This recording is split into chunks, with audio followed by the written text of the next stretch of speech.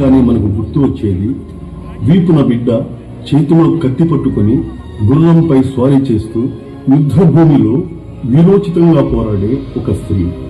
దుష్ట దౌర్జన్య దురాగతం కుటిల ఆంగ్లేయ పరిపాలనకు తన ధైర్య సాహసాలతో చరమ గీతం పాడిన వీర నారీమణి ఝాన్సీ. పరతంత్ర పాలన నుండి స్వేచ్ఛా భారతదేశం కోసం కలలు కన్న ధీర వనిత ఝాన్సీ లక్ష్మీబాయి.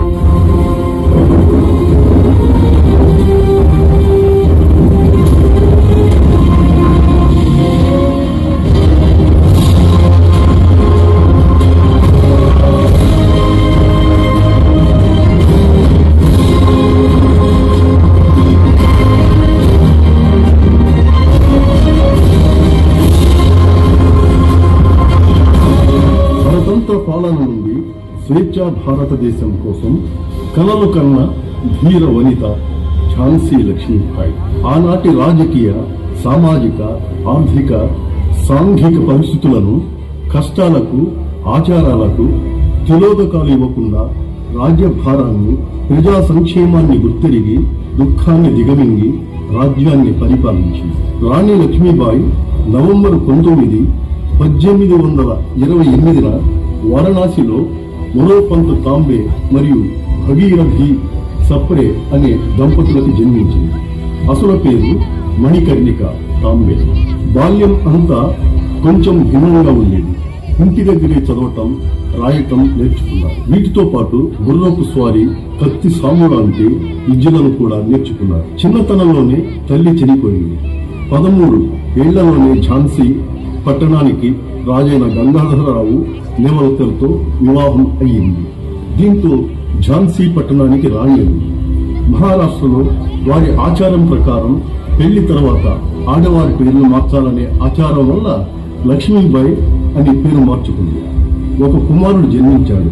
కానీ 4 నెలల్లోనే ఆ కుమారుడు మరణించాడు. అందువల్ల తన సోదరుని కుమారుడిని దత్తత తీసుకుని దామోదర్ అని నామకరణం చేశాడు. భర్త చనిపోతూ రాజ్యాన్ని లక్ష్మీబాయి చేతిలో పెట్టారు. అలా ఝాన్సీ రాణి అని వహించారు లక్ష్మీబాయి. రాజ్యాన్ని వదిలి వెళ్లేది లేదని ప్రతిజ్ఞ పూనింది. ఝాన్సీని ఎవ్వరికీ ఇవ్వకూడదని నిర్ణయించుకున్నది. ఆమె తన సైన్యాన్ని బలపరిచి తన స్నేహితులకు తనకు తాముగా వచ్చిన వాళ్లకు కూడా యుద్ధ విద్యను నేర్పించి ఒక సైన్యాన్ని తయారు చేసింది. 1857లో బ్రిటిష్ కి వ్యతిరేకంగా భారతీయ సిపాయిల మొదటి తిరుగుబాటు జరిగింది. ఆ సమయంలో ఝాన్సీని లక్ష్మీబాయి పరిపాలించాల్సిన అవసరం ఏర్పడింది. ఆ సమయంలోనే ఝాన్సీ లక్ష్మీబాయి తన సత్తా ఉంది. అక్కడ కూడా 2 రోజుల యుద్ధం తర్వాత రాణి మరణించింది. ఇదంతా గ్వాలియర్ లో జరిగింది. మరణం తర్వాత గ్వాలియర్ ను బ్రిటిష్ వారు చేర్చిపుచ్చుకున్నారు. కానీ విప్లవకారులకెల్లా ఝాన్సీ లక్ష్మీబాయి అత్యంత ధైర్య సాహసాలకు కోరు సరిపోయింది అని చరిత్రలు చెబుతున్నాయి. దీనివల్లనే ఆమె భారత స్వాతంత్రోద్యమ చరిత్రలో చిరస్థాయిగా నిలిచిపోవటమే కాక 19వ శతాబ్దంలో మహిళా సాధికారతకు ఆదర్శప్రాయంగా నిలిచింది. ఆమెకున్న ధైర్యము, పరాక్రమము, వివేకము ముందు చూపి ఆమె చేసిన త్యాగాలు ఆమెని స్వతంత్ర పోరాటంలో ఒక ప్రసిద్ధ వ్యక్తిగా నిలిపాయి. గ్వాలియర్ లో ఆమెకు కంచు విగ్రహాలు స్థాపించారు. జోన్ ఆఫ్ ఆర్క్ గా భారతదేశ చరిత్రలో ఝాన్సీ లక్ష్మీబాయి నిలిచిపోయారు.